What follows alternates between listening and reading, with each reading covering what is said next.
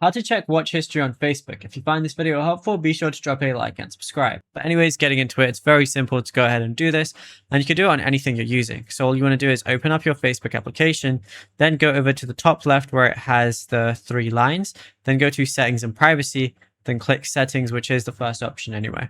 Go ahead and scroll down until you find activity log, which is going to be under the your activity section. Then go ahead and press your Facebook activity, and you're going to see a lot of different things right here. So what I can do once I'm here is go over to posts, and it says information about posts that you shared or interacted with.